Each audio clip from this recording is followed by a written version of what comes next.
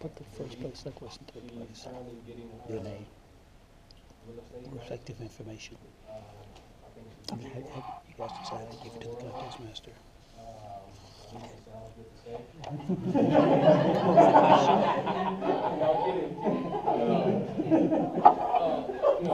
have a daughter, a 2-year-old daughter, very, very great mother, so, I'm very grateful and appreciative of that, so. So tell us, what made you This is the club. decide to jump in and be a contestant this early in your Toastmaster career? Just because, Division is B. when you think too much about something, it can kind of hold you back. So now As you I put said before, the people's get names past here. that and just act. Because when you analyze, kind of like, well, analysis is paralysis. When you think too much, it can freeze you. So I said, let me just do it. I know, I want to be working on becoming the greatest version of myself. And I feel okay, make mistakes, get nervous. Just like some the greatest phone, people may think Apple, they still constantly upgrading their operating system. They have bugs and mistakes. So I want to keep upgrading my system. So. Thank you.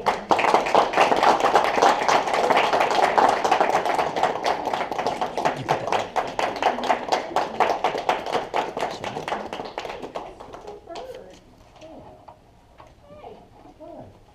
Come on down. Come on down. Oh. Okay.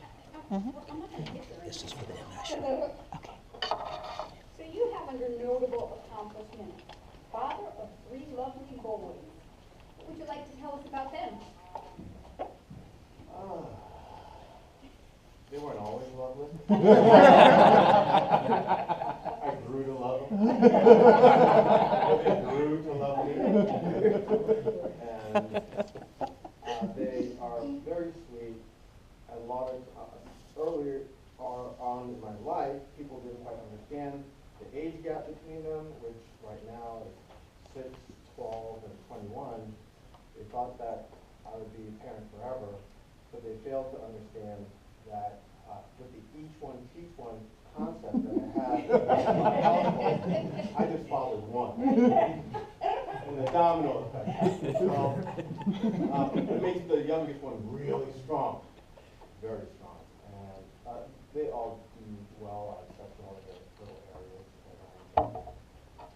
And why did you decide to jump in and be a contestant today?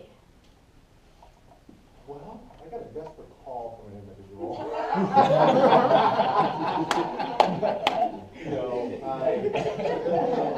I like Carson. I felt, it's time to act and not simply stand on the sidelines. So, Well, we thank you for participating today. thank you.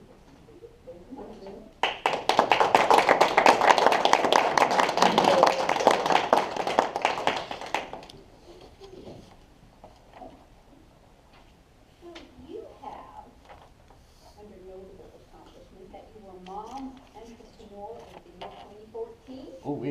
Tell us about that. I think that I am going to follow the guy's footsteps and give myself a pat on the back for surviving 4 straight days with my kids and not selling any of them because they've been with me since Saturday, and then yesterday was a holiday, and then today was a snow day. So I really need to get out of the house. So that's why I signed up for this How's going in the contest? But the Entrepreneur of the Year award was given to me by the Unstoppable Woman Did you look at the time organization, sheets? and I got this really fancy crystal trophy too, which I wasn't expecting. So I'm pretty excited about that. And you haven't thrown that at the kids. I haven't thrown it. I keep it in the office, so we don't have to risk that. Okay. Well, we thank you for participating as well. Thank you so much.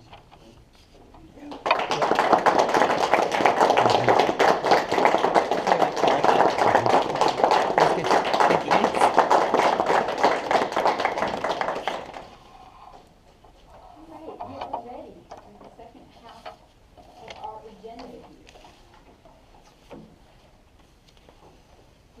international speech contest. Again, the time of the speeches is 5 to 7 minutes. This is the one contest that we have in Toastmasters that goes all the way to the international meeting that they have every year in August. So if they win here, they go to the area. They win at the area, they go to the division. If they win at the division, they will go to the spring conference down in Callaway Gardens. And hopefully, if they win there, they will be on to, I believe it's Las Vegas this year for the international conference in August. So that's how the international speech contest works. And that's what makes this one a little more finesse than the other ones, because it does give people the opportunity to compete all the way up to the international level. So again, our speaking order, in case you didn't get it the first time around, is our first speaker is Richard Harden, our second speaker is Jessica Ray, and our third speaker is Jennifer Bailey, and nobody gave me, could they give me titles of their speeches?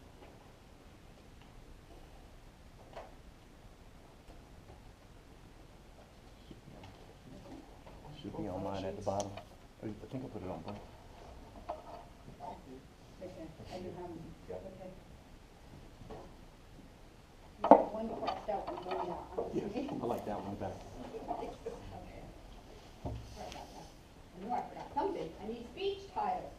So again, we will introduce the speaker, the title of their speech, the title of their speech, and the speaker. And again, if anybody wants me to push this aside, let me do. Let me know. So please welcome our first speaker, Richard Harden. Any lessons? Richard Harden.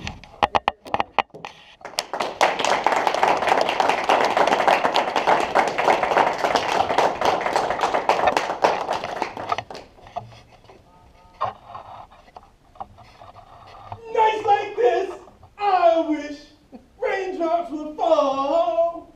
Nights like this, I wish raindrops would fall. Toastmasters, honored distinguished guests, I just did that as a test to see who was here, because there's only two categories of people in my audience today. There's category number one, that savvy movie watcher that remembers those lines from Eddie King Jr. in The 5 Heartbeats, as he tried to work his way back into the group. Singing the song, like, Nights Like This, I wish it would, raindrops would fall. Fall on my face to keep these tears from crying. And then that second category of person says, Richard Harden is possibly the best speaker and worst singer that I have ever heard. That's going to be poor vocal variety. Let's not do that ever again. But whatever category you're in, I want you to go back with me to just yesterday. I rewound the clock as I was preparing for the contest on our drive down to Alabama to see my daughter in performance, and I was having one of those rainy days that reminded me of another rainy day. Does anybody feel differently on rainy days other than me? And I remember that day, I just approached my 40th birthday.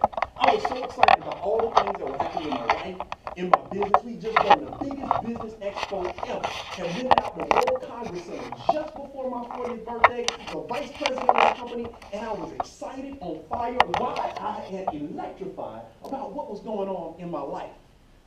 And setting in to celebrate the big 4-0.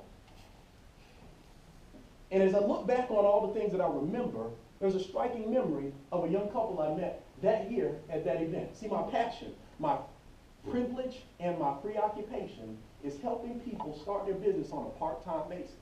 And at our convention that year, I just finished the keynote address, and the young couple came and introduced themselves excitedly to me. And I could tell there were two things that were very different about them. Number one, they were very young, and number two, they were very obviously pregnant. That night I met Jessica and Qasim, 22 and 21 years old, obviously expecting their first child. And in their excitement, they shared with me their vision for where they wanted to go with their lives, said that they wanted to get started in business. And because this is what I do, how many of you understand I was excited about it?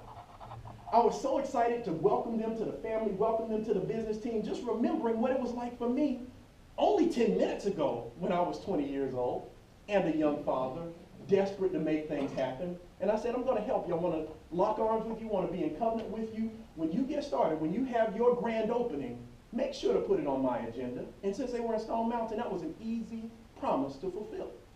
I went to their starter home, shared what I knew with the folks that were around them, and it was an exciting time for them in business. They actually had a great grand opening, new customers, new business partners, awesome start to their business, and they were so aggressive, so excited, they were going to have another event the next day. Now, you can't book me to speak for you 2 days in a row, but I knew that their sponsor had things well in hand, and that on Monday, because I have magical Mondays. How many of you look forward to Monday? Magical Monday is when I go in for my follow-up call. So I was excited to call and follow up with Jessica Quasine, all the great things that had happened. And I reached out to call their sponsor, call him the big fella, Walter Reed. He's one of those guys that is so tall that it takes time from his voice to come from his feet up to his chest. Anybody know people like that? And I called him, I said, hey, big fella, how's it going? He said, Richard, are you sitting down? And I said, well, I'm at the desk. He said, well, take a minute for a second. I want to tell you what happened over the weekend, but it's not the results you expect. So at this point, I went from standing down to sitting down in a panic. He said, Richard, Quasine was shot yesterday on the way to the event. He's at Grady Memorial Hospital. He's in the intensive care unit. They don't know if he's going to make it.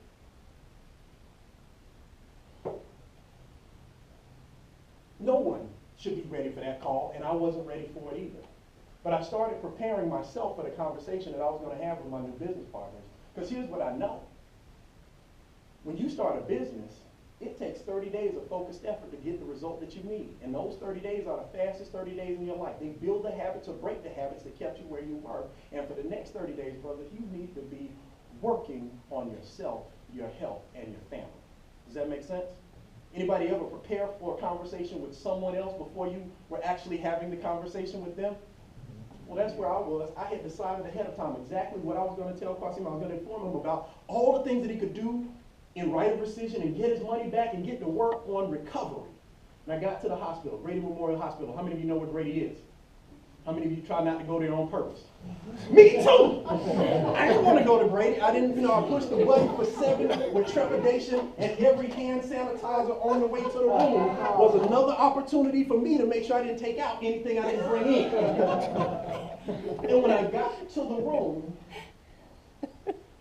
there's my new partner, Quasine. He's right there on the bed with all kind of tubes and gadgets and pumps and filters and everything pumped into him. I didn't think he was conscious. And I went into the room and I said, Quasine, I want you to know I'm here. I'm here for you. But I thought about the situation that we're in right now, and it's probably time for us to take a step back from business. And he opened his eyes and he looked at me across the bed. And he said, Mr. Harden, respectfully, you just got to understand where I am right now. I woke up 4 hours ago, and in that time I have not felt or been able to move my arms and my legs. I got somebody I need you to talk to for me about this. And I said, well, you didn't hear what I said. You can get your money back. We can start on this. You can always start your business over. He said, you don't understand where I am right now. See, 2 weeks from now, my daughter is going to be born. It doesn't matter what's happening with my arms and my legs. I got to be able to provide. I got to be able to prepare. I got to be able to pay for what she needs in her life. That day, I, the teacher, learned a lesson from my student.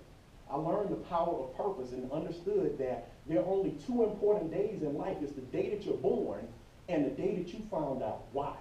And with his passion, with his desire, I was reminded of a poem that I loved for years, but found real meaning in it that day. And it says, if you want a thing bad enough, that you'll go out and fight for it. That you'll work day and night for it. That you'll give up your time, your peace, and your sleep for it. And when all that you scheme and dream is about it, and life seems useless and worthless without it, when you'll gladly sweat for it, fret for it, plan for it, and lose all terror of the opposition for it, nothing can stop you from getting the thing you most want. When you go after that thing with all your capacity, your strength and sagacity, faith, hope, confidence, and stern pertinacity, when neither cold, nor poverty, nor drought, nor sickness, nor pain of body or brain can keep you from that thing you most wanted, when dogged and grim you besiege and beset it, by the grace of God, you'll get it.